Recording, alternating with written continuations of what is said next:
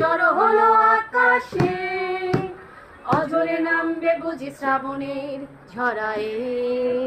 শ্রাবণের মেঘগুলো জড়ো হলো আকাশে, বড় করে অঝরে নামবে বুঝি শ্রাবণের ঝরায়। আজ কেন উদাসী হয়ে দূর জানায় চাই হারাতে। আজ কেন উদাসী হয়ে